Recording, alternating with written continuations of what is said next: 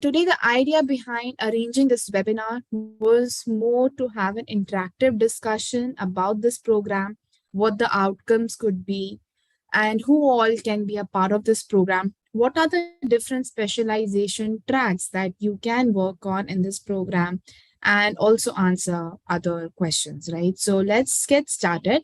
But before I start discussing about the specialization tracks, I really want to know the background of the participants who have joined us today. So, what is your background? Are you all students, graduate students, or postgraduate students, or are you researchers? Please let me know in the chat box. And if you're a student, then you're from which stream? Is it biotechnology, bioinformatics, biochemistry, microbiology, or also we have seen interest by medical students? Are you a medical student? I see some responses in the chat. Let's see. Okay, we have people from computer science background as well. That is nice. PhD in mental health. That's interesting. Postgraduate in bioinformatics. So we have people from different fields today who have joined the session. It's good to see. We have a student in BSc Neuroscience as well, same as Ritvi's, postgraduate in biochemistry.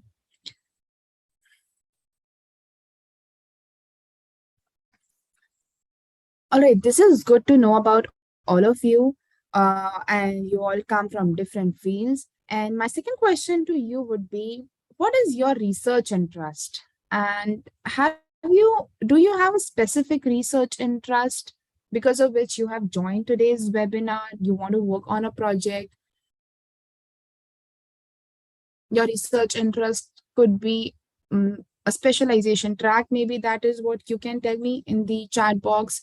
Uh, you want to work with the neurosciences in the neurosciences field, or you want to work with infectious diseases or in the field of oncology, genomics. Yeah, you can also tell me about different data types that you would like to work with: genomics, transcriptomics, metagenomics, or epigenomics.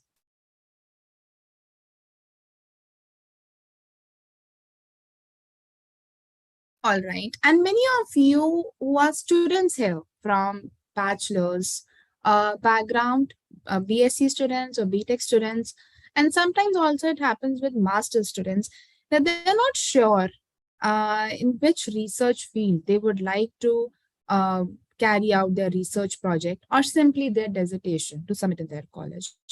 That happens, and it is normal. It is common that it happens, and this today this session is to tell you about the different fields that you can explore and work on a research project.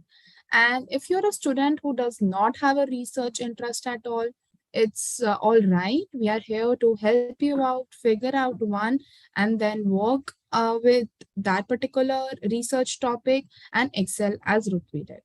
All right. So without much ado, let's now discuss about some of the resources that you can leverage to either figure out a research interest, or if you have a research interest already, then how can you leverage these resources to learn about a specific type of data analysis that you are interested to learn about and work on your research project.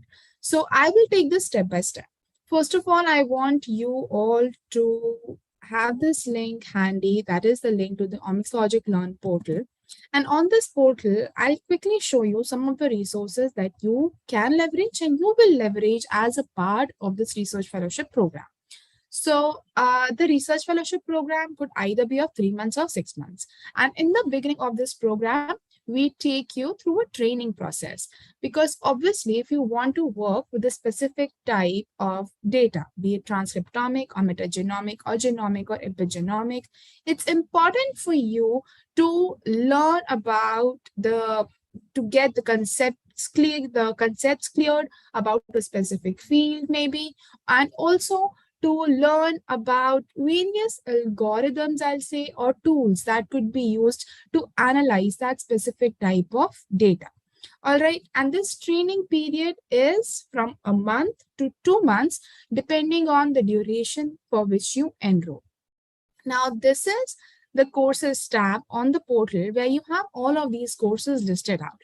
I won't be going in too much depth of the courses right now, but I'll just give you an overview of what do we have here that you can learn from. So we have mentioned about different types of omics data. That is one thing. I'll just open up one specific coursework and show you the different components that we have put together in each of these courses.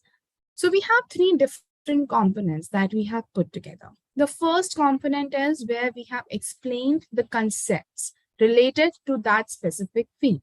So we have transcriptomics one coursework where we are trying to explain what is transcriptomics, first of all, what are the different types of sequencing techniques, how do you get this data, and then how do you process this data. And before processing this data, how do you extract the data from maybe public repositories, or if you're a researcher who is generating this data in your lab, it could be a case that you're a biotechnologist and you are generating this data in your lab, but you want to learn how to analyze this data. All right. So we begin from the very basic level, different sequencing types, then what type of data format you need to have, and then how you run the pipeline. Now, when you run the pipeline, what are the biggest algorithms involved in running these pipelines? And I've been talking about pipelines and algorithms. I'll just show you briefly what this pipeline is all about, what these algorithms are all about. And when you run an algorithm, you need to specify some parameters. What are these? On what basis you have to specify them? All of this is mentioned in these lessons. This will help you and guide you run a pipeline and get the required results. Now, when you have your results in hand, it's very important for you to understand how do you interpret biological insights from your results. So again, all of it is mentioned here in the coursework. Now, these are simple learned lessons that will guide you through the conceptual part and will also give you some guidelines on how do you run the pipeline and then how do you interpret your results. Now, there are people who want to learn R coding or maybe use R coding or use Python code blocks to work with such type of data and analyze their results.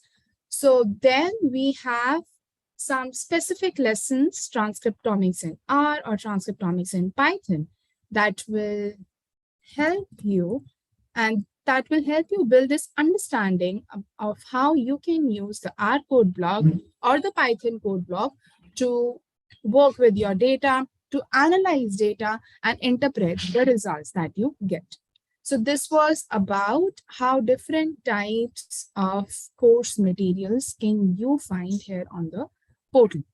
Now, again, you can't directly jump into transcriptomics in R or Python if you know nothing about R and Python. You would definitely want to have a basic setup or know something about how to get started with R or Python as a language. So we have some resources for you here that you can leverage. So you will find courses on R and Python as well, where you will learn from the basics how to specifically set up your R Studio and then load data and read DNA sequences. So this is a very basic coursework which will help you get started with this language and also introduce you to various libraries and packages.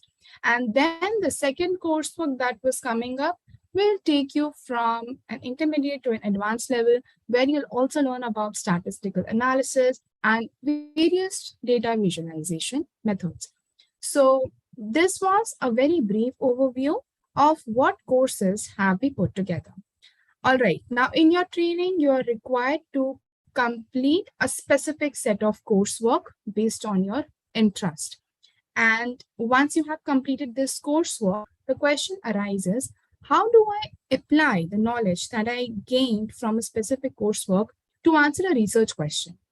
So for that, we have some example projects put together. So let's say I have now completed transcriptomics training and I want to now see how I could run the transcriptomics pipeline to work with data from liver cancer patients. All right. So this is there we have put together some example projects for our research fellows and also for learners who would like to learn. You can go through these example projects to actually learn how research questions could be answered uh, with the specific type of training that you will complete through these courseworks. And they are really good case studies which will help you build some good background to get started with your research. So that was about courses and example projects. Now, as I mentioned, that when you get started with the coursework, it's important that you have a research interest. And many a times when I meet research fellows in their orientation sessions, so when a student joins the research fellowship program, we basically conduct an orientation session where we want to understand what is the interest the research fellow wants to work on and what are they seeking, why are they working on a project actually, is it for their dissertation to submit in their college as a requirement to complete their degree, or they are doing this to get a publication to get accepted into a PhD program, or they are, or if they are a working professional and just working on a project to upscale their skill set. And in that orientation session, I generally meet students from graduation and post graduation who are confused that what should be their research interest, what they should begin with, and they don't, their interest is not streamlined. That is what I can say.